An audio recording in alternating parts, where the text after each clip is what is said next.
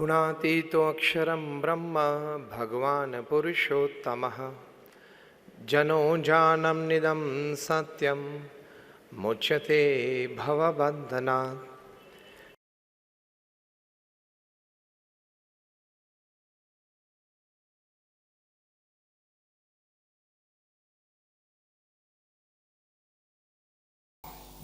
अब संस्कार की बात थोड़ी मैंने की कि आपको अपने बच्चों को अच्छी मॉरल स्टोरीज कहनी है। आप में से कितने बैठे हैं जिन्होंने रामायण और महाभारत जैसे ग्रंथों की कहानियां अपने माता पिता के पास या अपने दादा दादी के गोद में बैठ के सुनी है? Just raise your hands. काफी सारे हैं। Next question, did you pass on this legacy? हाथ ऊंचा करें। Did you pass on this legacy? थोड़े हाथ ऊंचे हैं। अगले प्रश्न से कम।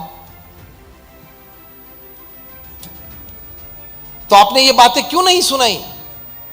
बचपन में आप अपने बच्चे को श्रवण की बात करते हो कि उन्होंने माता पिता की ये सेवा की, तो ये माता पिता की सेवा के संस्कार बचपन में बीज के रूप में उसके अंतर में दृढ़ हो जाएंगे।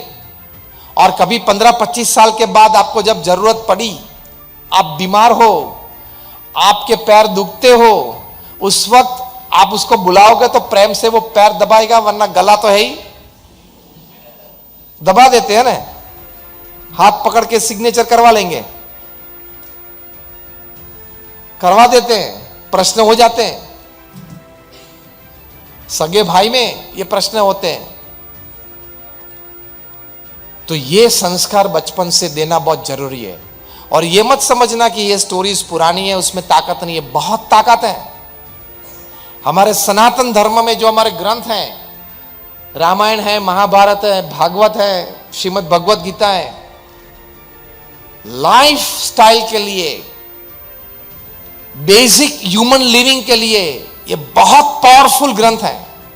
अभी Indian institute of management Ahmedabad, जो कि दुनिया की नंबर 1 बी स्कूल है, वहां मैनेजमेंट फ्रॉम श्रीमद् भगवत गीता के ऑफिशियल कोर्सेज चालू हुए। मैं आपको दावे के साथ कह सकता हूं कि आपके जीवन का कोई भी प्रसंग आप ले लो, आज रात को घर जाके शांति से बैठ के विचार करना, कोई भी प्रसंग आप ले लो, वो प्रसंग कहीं ना कहीं रामायण या महाभारत में बना ही होगा। देख लेना। स्ट्रेट अवे सोशल काउंसलिंग, किसी की जरूरत नहीं पड़ेगी। एटलीस्ट परिवार में अपने रामायण की बात अच्छी सुनी है तो आपको इतना तो पता चलेगा कि मेरे परिवार में जो झगड़ा चल रहा है उसमें मेरी भूमिका क्या है। दशरथ की है, कैकेयी की है, राम की है या मंथरा की है, इतना तो पता चलेगा। Knowing your role in the problem is problem half solved. Knowing your role in the problem is half solved, कि मेरी ये भूमिका है, पॉजिटिव है या नेगेटिव है, रिफ्लेक्शंस आते हैं।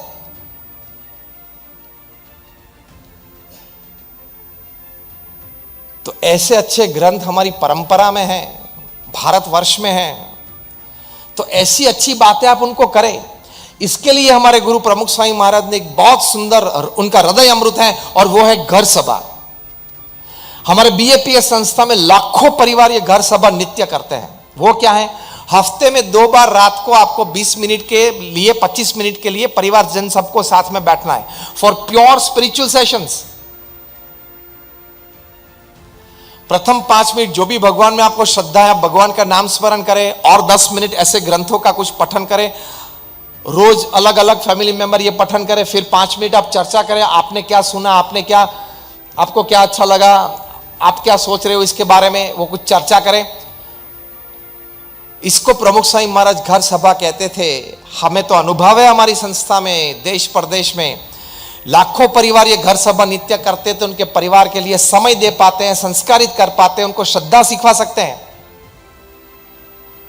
और पारिवारिक प्रश्न, पारिवारिक उलझने, उनके समाधान भी है यहां है। हमने घर सभा नाम की एक पुस्तिका प्रकाशित की, उसमें ये प्रसंग लिखे हैं उस व्यक्ति की अनुमति के बाद, नाम और गांव और शहर के, और वो प्रसंग पूरा डिटेल में लिखा है। कोई परिवार में सास और बहू के बीच प्रश्न थे, वो घर सभा में साथ में बैठे तो वो प्रश्न का सुझाव आया। एक दूसरे के प्रति जो मिसअंडरस्टैंडिंग्स थी वो दूर हुई, फ्रिक्शन था वो दूर हुआ, पिताजी और लड़के के बीच, लड़के एक बार फैमिली बिजनेस में आ जाते तो छोटा मोटा प्रश्न कुछ होता है डिसीजन मेकिंग में, तो वो कुछ ये घर सभा से दूर हुआ। ऐसे हजारों प्रसंग बने। सभी के परिवार में हम समझ सकते हैं, सभी बुद्धिशाली अपने अपने अभिप्राय होते हैं, तो थोड़ा फ्रिक्शन रहता है, डिफरेंस ऑफ ओपिनियन रहता है, मतभेद रहता है, उसमें से मनभेद भी आ जाता है, हाँ या ना। और यूनिवर्सल प्रॉब्लम तो है ही mother in law daughter in law का, that is a universal problem. दुनिया में जितने केस दर्ज हुए हैं कोर्ट में, उसमें से 60% ये mother in law daughter in law के केसेस हैं। मुझे कई बार मन में प्रश्न होता था कि इतना बड़ा लंबा नाम कैसे सिलेक्ट किया। छोटे नाम है ना, अंकल हैं, नेफ्यू हैं, नीस हैं, तो ये मदर इन लॉ मतलब mother dash in dash law, daughter dash in dash law, इतना लंबा नाम क्यों सिलेक्ट किया, कैसे ये नाम बना। पहले तो छोटा कुछ नाम नहीं याद आता था क्या, छोटा नहीं बन सकता था क्या। फिर बहुत सोचने के बाद मुझे पता चला कि ये रिलेशनशिप नेचुरली लॉ की तरफ जाता है, ये रिलेशनशिप की टेंडेंसी है, स्लोप पे खड़ा है, वो नेचुरली लॉ की तरफ जाता है, इसलिए daughter in law mother in law. फिर दूसरा प्रश्न मेरे मन में हुआ, डॉटर कभी डॉटर इन लॉ बनती है, मदर कभी मदर इन लॉ बनती है, सन कभी सन इन लॉ बनते हैं, फादर कभी फादर इन लॉ बनते हैं, वाइफ कभी वाइफ इन लॉ नहीं बनती। देखना, पता है क्यों? She is the law, she is the law in the house, इसलिए वो कभी इन लॉ नहीं बनती। ये तो एक जोक है, हंसने की बात है, लेकिन कहने की बात यह है कि ये हम मान लेते हैं घर सभा में जब बैठते हैं तब ये ऐसे कई प्रश्न के, मिसअंडरस्टैंडिंग्स के, फ्रिक्शन के, सभी वहां सॉल्व हो जाते हैं। प्रमुख स्वामी महाराज एक अच्छी एडवाइस देते थे कि आपकी लड़की, ये फैमिली वैल्यूज की जब बात आती है, आपकी लड़की को जब आप विदा करते हो ससुराल में शादी के बाद, उस वक्त उनको ये एडवाइस देना कि बेटा देखो वहां घर नया है, सब परिवारजन नए हैं, ठीक है थोड़े पहचानते हैं, लेकिन सभी के स्वभाव प्रकृति तो डीप में जानते नहीं, सभी की खाने पीने की आदतें अलग होती है, खाने पीने के समय अलग होते हैं। तो बेटा 2 साल तक पेशेंस रखना, धैर्य रखना, जेल होने का प्रयत्न करना, प्रथम दिन से सब आपको अनुकूल हो जाएंगे ऐसी बात की अपेक्षा मत रखना। ये एडवाइस देनी चाहिए आपको। एडवाइस क्या देते हो? चिंता मत करना। दूसरी एडवाइस क्या देते हो? थोड़ी भी अगर तेरी सास कुछ बोले ना, मुझे फोन करके बता देना। अब हंसते हो, मतलब मैं ठीक बात कर रहा हूं ना। अब बोल रहा हूं कि आपके घर में हमने इलेक्ट्रॉनिक कैमरा सीसीटीवी रखे हैं, ये सलाह देते हो, मतलब ये एडवाइस देते हो, you are wrong, you are spoiling your daughter's future.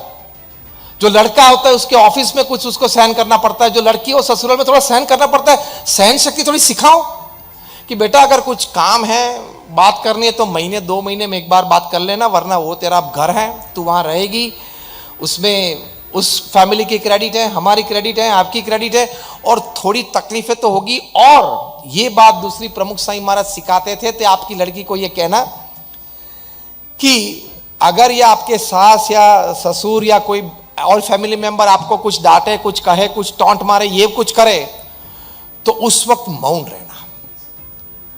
वो गलत है या सही है वो मत सोचना, उस वक्त मौन रहना, बड़ों की मर्यादा रखना। और गलत बात सहन करने की भी जरूरत नहीं है। 2 दिन के बाद आप प्रेम से अपनी सास के साथ बैठे कि माता जी आप ये बात कर रहे थे परसों, लेकिन बात ये थी। पिताजी के साथ बैठे कि आप ये बात कर रहे थे, लेकिन बात से क्लैरिफिकेशन करना है, कोई गलत बात सहन नहीं करनी है। लेकिन उस वक्त जब आपसे उम्र में बड़े हो, वो आपको कुछ कहते हैं, तो उस वक्त मुंह बंद रखना और सुन लेना, वो संस्कार है। अगर आपने अपनी लड़की को यह सिखा कि उस वक्त जवाब दे देना, you are spoiling your daughter's character, you are spoiling your daughter's future, और आपने अपने लड़कों को संस्कार नहीं दिए, वो साबित हो जाते हैं।